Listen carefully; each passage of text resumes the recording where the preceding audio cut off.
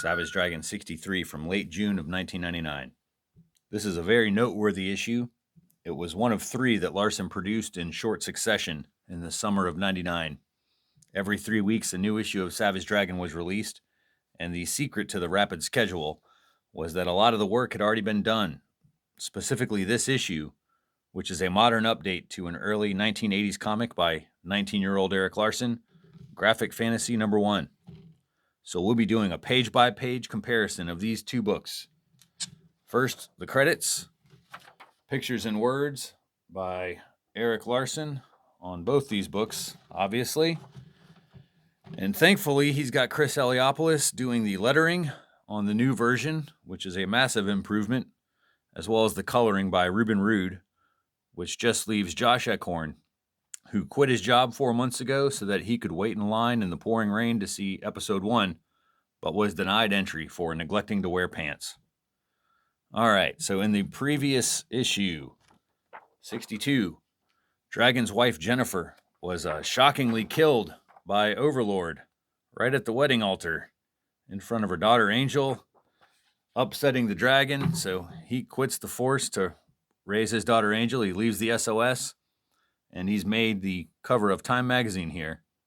You can see the different splash pages there. Larson was able to cut corners here, reusing a cover from issue 1 of the Dragon miniseries. So that's pretty clever. It's early morning, and Dragon likes to start his day mentally recapping his life story while reading newspapers about himself. Just then, he's attacked by Johnny Nitro. You might remember this shirtless dude from the first issue of the regular series. Dragon kind of spits fire at him. Well, he's back here, wrecking Dragon's eggs in his refrigerator. What an asshole. And, this is a pretty good page to compare these layouts here, to compare it to the original. It's the same layout, but with some improvements. Specifically here where Dragon's legs break the panel borders. It's a little confused here. Almost looks like he's kicking that dude in the face. But Larson cleans it up in the modern version. Just kind of his feet poking through a little bit. Anyway, Dragon takes care of the bad guy. And he pops a beer. Why not do some day drinking? Kitchen's all fucked up. Johnny Nitro is planted in the floor there.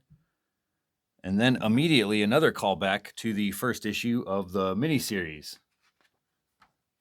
This character, Cutthroat, he attacks Dragon in his house, and he's taken out pretty nonchalantly. It's like he's taking out the trash.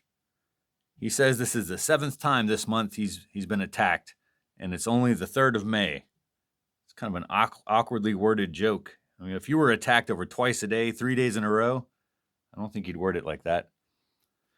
Apparently, Angel is used to the violence as well because she slept through all this shit. Larson has definitely improved his ability to draw children in the 17-year period before these comics. Angel doesn't really look like a small child there, especially in the face. Anyway, they're going to take a trip to the zoo, and they hop into a cab, which gives Dragon a chance to do his favorite thing, which is mentally narrate a recap of recent events in his life.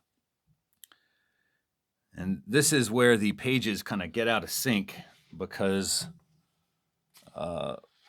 Larson has ditched this full-page spread of the ghost of Jennifer haunting Dragon in the cab, and instead he goes straight to this other flashback page. You can kind of see some improvements that he's making, but he's sticking with his original layouts, even where the story gets a little confusing. Like this scene where this bus pulls up to the cab and reveals a bunch of these cannons that shoot all these spikes into the cab, killing the driver, injuring Angel. So now Dragon, he means business. He's going for revenge. And once again, Larson was heavily reliant on montage in this original story. the captions are really what drives the narrative through these random action panels, Dragon on the streets, beating up dudes and looking for information on the Overlord. But it ends up that the bad guys find him. So they knock him out, sending him on another recap of his life, only to wake up and find himself captured by his archenemy Overlord. So with Dragon restrained, Overlord does the classic villain trope of monologuing to the hero about all of his evil plans, and then, leaving the room and saying, "You will die now, Mr. Bond," or Mr. Dragon. So Overlord's goons are torturing the Dragon, unsuccessfully trying to kill him, but Dragon breaks out of these restraints and these pretty dynamic panels there. I like the lettering in this original. Rawr. So he's busted loose, and he wipes the floor with all these random dickheads, which just leaves Overlord. Here's a good kind of full page splash comparison there.